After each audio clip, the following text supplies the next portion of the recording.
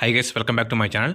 Marvel ఇంకా Sony fans ఎంతగానో wait చేస్తున్న one of the most anticipated movie Kraven the hunter 2024 December 13న release కావాల్సిన మూవీ మన ఇండియాలో 2025 జనవరి 1న అయితే రిలీజ్ అయ్యింది. బయట కంట్రీస్లో డిసెంబర్ 13నే రిలీజ్ అయిపోయింది. ఆల్రెడీ ఈ మూవీ యొక్క రివ్యూ కూడా మన ఛానల్లో పెట్టేశాను, చూడకంటే వెళ్ళి చూసేయండి. ఇంకీరోజు టాపిక్ ఏంటంటే క్రావెన్ ది హంటర్ మూవీని నేను ఈ వీడియోలో ఎక్స్ప్లెయిన్ చేయబోతున్నా. ఈ కళాఖండమైన క్రావెన్ని చూసి నేను టైం వేస్ట్ చేసుకున్నట్టు మీరు చేసుకోకూడదని నేను ఈ వీడియో చేస్తున్నా. ఈ మూవీ మీకు అర్థమయ్యే విధంగా నేను నా స్టైల్లో మీకు క్లియర్ కట్గా ఎక్స్ప్లెయిన్ చేస్తాను. మెయిన్ ఈవెంట్స్ గురించే మనం మాట్లాడుకుందాం. అలా కాకుండా నేను మీకు ప్రతి సీన్ని ఎక్స్ప్లెయిన్ చేస్తే అసలు బాగుండదు, ఎందుకంటే ఇది ఒట్టి ల్యాగ్ మూవీ. షార్ట్ టైంలో అయిపోవాల్సిన ఈ మూవీని లాగి పడేశారు. అందుకే నేను సింపుల్గా చెప్తాను. అంతేకాకుండా ఈ క్రావెన్తో సోనీ ఈ యూనివర్స్ని ఎండ్ చేయబోతుంది. ముందుగా ఈ వీడియో అయితే చాలా ఇంట్రెస్టింగ్ ఉండబోతుంది. ఎవరు స్కిప్ చేయకుండా లాస్ట్ వరకు అయితే చూసేయండి. అలాగే ఈ వీడియో మీకు బాగా నచ్చినట్టయితే లైక్ చేయండి, షేర్ చేయండి, సబ్స్క్రైబ్ చేసుకోండి. నేను ఎండుకోలేదు, ఒక లైక్ సబ్స్క్రైబ్ మాత్రమే. ఇక మెయిన్ కంటెంట్ లేపదాం. ఈ మూవీకి సంబంధించిన ఫస్ట్ 8 minutes యూట్యూబ్లో ఉంది, చూసేయండి. క్రావెన్ రష్యాలో ఉన్న ప్రిజన్లోకి వెళ్ళి ఒక గ్యాంగ్స్టర్ని అయితే బ్రూటల్గా చంపేసి వస్తాడు. అక్కడే మనము క్రావెన్ యొక్క పవర్స్ని చూడవచ్చు. అలా ఈ మూవీ స్టోరీ అనేది 16 years బ్యాక్ వెళ్తుంది. క్రావెన్ యొక్క ఫాదర్ నికోలై క్రావెనాఫ్ని ఇంకా తన హాఫ్ బ్రదర్ అయిన డిమిట్రీని మనం చూస్తాం. నికోలై క్రావెనాఫ్ తన ఇద్దరు కొడుకులను లండన్ నుండి రష్యాకి అయితే తీసుకువెళ్తాడు. ఇంకా అప్పుడు మనకు తెలిసేది ఏమిటంటే క్రావెన్ మదర్ హెల్త్ బాగలేక సూసైడ్ చేసుకుని చనిపోయిందని. ఇంకా నికోలై ఎందుకని తన కొడుకులను రష్యాకి తీసుకెళ్తాడంటే తను చేస్తున్న డ్రగ్ ఇంకా మాఫియా బిజినెస్ని వాళ్ళకు అప్పగిద్దామని. అయితే వీళ్ళ ఫ్యామిలీకి ఉన్న ఒక సంప్రదాయం ఏంటంటే వీళ్ళు వేటగాళ్ళు, వేట అనేది వీళ్ళ వృత్తి. అలా నికోలై క్రావెనాఫ్ తన ఇద్దరి కొడుకులను ఆఫ్రికాలో ఉన్న గానా అనే ప్లేస్కి అయితే వేటకు తీసుకెళ్తాడు. అక్కడ ఎవరు కూడా వేట ఆడలేని కొన్ని సింహాలు అయితే ఉంటాయి. వాటిని వీళ్ళు వేటాడాలని అనుకుంటారు. అయితే మరుసటి రోజు క్రావెన్ ఇంకా తన తమ్ముడైన డిమిట్రీ వేటకైతే వెళ్తారు. అప్పుడు వీళ్ళకు ఒక పెద్ద లైన్ ఎదురవుతుంది. దాని నుండి తన తమ్ముడిని సేవ్ చేయబోయి ఆ లైన్ చేతిలో సర్గీ క్రావెనాఫ్ గాయపడతాడు. ఆ తర్వాత మనకు గలిప్సో ఇంట్రడ్యూస్ అవుతుంది. తన గ్రాండ్ మదర్ గలిప్సోకి చనిపోయిన వారిని బ్రతికించే ఒక సిరంని ఇచ్చి దానికి సంబంధించిన విషయాలు చెబుతుంది. యాక్చువల్లీ ఆ ఏరియాలోనే గలిప్సో కూడా ఉంటుంది. అయితే ఆ లైన్ని నికోలై షూట్ చేసినప్పటికి కూడా అది వదలదు. అలా ఆ లైన్ క్రావెన్ని దూరంగా తీసుకెళ్తుంది. గలిప్సో తన పేరెంట్స్తో కలిసి ఆ అడవిని చూస్తున్న సమయంలో ఆ లైన్ నోటితో క్రావెన్ని తీసుకొస్తున్నప్పుడు గలిప్సో చూసి అక్కడికైతే వెళ్తుంది.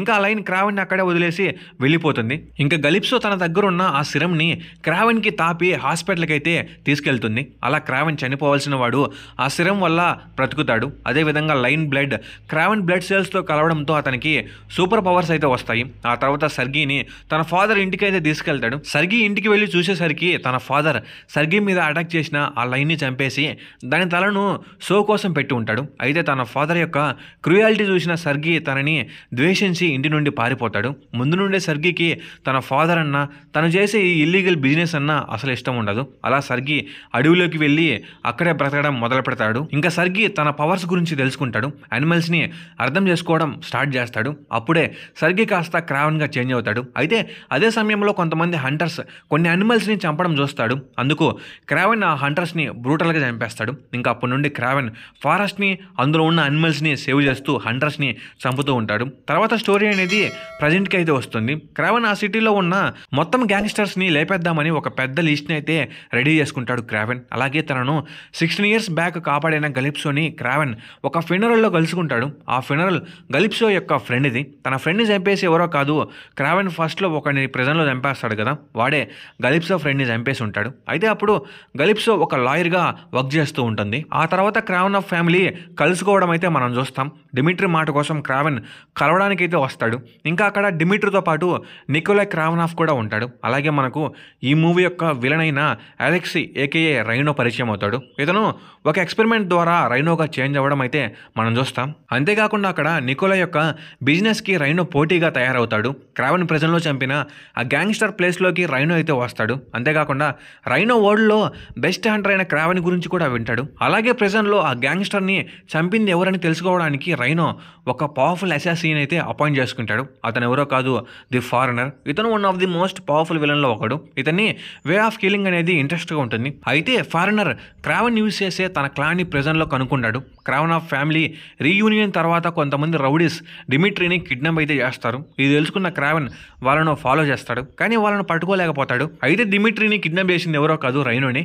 ఎందుకేమని మీకు చివరిలో తెలుస్తుంది. ఈ విధంగా గలిప్సో ద్వారా తన తమ్ముడైన డిమిట్రీని ఎవరు కిడ్నాప్ చేశారు అని తెలుసుకోవడానికి ట్రై చేస్తాడు క్రావెన్. ఈ విధంగా డిమిట్రీని వెతుక్కుంటూ క్రావెన్ ఇంకా గలిప్సో అయితే వెళ్తారు. ఇక్కడ ది ఫారెనర్ క్రావెన్ని చంపడానికి అయితే ట్రై చేస్తాడు, కానీ గలిప్సో ఫారెనర్ని యారోతో షూట్ చేసి చంపేస్తుంది. ఇంకా చివరికి రైనో ఇంకా క్రావెన్ ఫైట్కి అయితే సిద్ధం అవుతారు. అలెక్సీ రైనోకి అయితే చేంజ్ అవుతాడు. ఈ ఇద్దరు కూడా భయంకరంగా ఫైట్ చేసుకుంటారు. అయితే తెలివిగా క్రావెన్ రైనోని ఓడించి చంపేస్తాడు. అయితే ఇక్కడ క్రావెన్కి తెలిసేది ఏమిటంటే దీనంతా కూడా వెనకాల నుండి నడిపించేది తన ఫాదర్ అయిన నికోలై క్రావెనాఫ్ అని తెలుసుకుంటాడు. ఎందుకంటే నికోలైకి పోటీ రైనో, కానీ నికోలైకి రైనోని ఎదిరించే అంత దమ్ము లేదు, కానీ రైనోని ఎదిరించే శక్తి దమ్ము క్రావెన్కి ఉందని తను తెలుసుకుంటాడు. ఎలాగంటే నికోలై క్రావెనాఫ్ తన కొడుకైన క్రావెన్ని ఫస్ట్ నుంచి గమనిస్తూనే ఉంటాడు. అందుకే నికోలై రైనోని క్రావెన్ మీదకు ఉసిగొలుపుతాడు. డిమిట్రీ అంటే క్రావెన్కి చాలా ఇష్టం కాబట్టి నికోలై రైనోని డిమిట్రీని కిడ్నాప్ చేయమని మ్యానిపులేట్ చేస్తాడు. అలా రైనో డిమిట్రీని కిడ్నాప్ చేస్తే రైనోని చంపడానికి క్రావెన్ వస్తాడని నికోలైకి తెలుసు. ఇక్కడ రైనో చనిపోతే నికోలైకి బెనిఫిట్ అవుతుంది. అలాగే క్రావెన్ లిస్ట్లో తాను ఉన్నాడని తెలుసుకున్న రైనో క్రావెన్ వేసేస్తే ఇంకా మొత్తం కూడా రైనోదే, అందుకే రైనో కూడా ఒప్పుకుంటాడు. ఇదంతా కూడా నికోలై క్రావెనాఫ్ ఆడిన ఒక గేమ్. అయితే చివరికి ఇదంతా కూడా తెలుసుకున్న క్రావెన్ కోపం వచ్చి తన ఫాదర్ని చంపేద్దామని డిసైడ్ అవుతాడు. అలా ఒక ఎలుగుబంటి దగ్గర ట్రాప్ చేసి దాని చేతిలో చనిపోయేటట్టు చేస్తాడు. క్రావెన్ తన సిటీలో ఉన్న మొత్తం గ్యాంగ్స్టర్స్ని లేపేశానని అనుకుంటాడు. ఇంకా సిటీలో మాఫియా అనేది ఉండదు. ఇటు నికోలై అటు రైనో కూడా ఉండరు. ఇంకా 1 year తర్వాత ఇదే మంచి టైం అని ఆలోచించిన డిమిట్రీ వాళ్ళ నాన్న యొక్క బిజినెస్ని తను టేక్ ఓవర్ అయితే చేస్తాడు. దీనికోసమే క్రావెన్ ఫైట్ చేశాడు, కానీ తన తమ్ముడే మళ్ళీ ఆ బిజినెస్ని స్టార్ట్ చేస్తాడు. అయితే ఇక్కడ డిమిట్రీ కూడా కొన్ని పవర్స్ని తెచ్చుకుంటాడు, అదే షేప్ షిఫ్టింగ్. అయితే క్రావెన్ మళ్ళీ తన ప్రే అదే డిమిట్రీని ఆపడానికి మళ్ళీ రెడీ అవుతాడు. ఇంకా ఇది గైస్ ఈ మూవీ యొక్క కథ. ఈ సింపుల్ స్టోరీని సోనీ వాళ్ళు 2 గంటలు లాగి పడేశారు. ఇంక ఇది గైస్ వీడియో. ఈ వీడియో మీద మీ థాట్స్ ఏంటో కామెంట్లో చెప్పండి. అలాగే ఈ వీడియో మీకు బాగా నచ్చినట్టయితే లైక్ చేయండి, షేర్ చేయండి, సబ్స్క్రైబ్ చేసుకోండి. నేను ఇంటికి కోరేది ఒక లైక్, ఒక సబ్స్క్రైబ్ మాత్రమే. నేను సింపుల్గా ఎక్స్ప్లెయిన్ చేశానని అనుకుంటున్నాను. మీకు ఏమైనా డౌట్స్ ఉంటే కామెంట్ చేయండి. Okay, bye guys.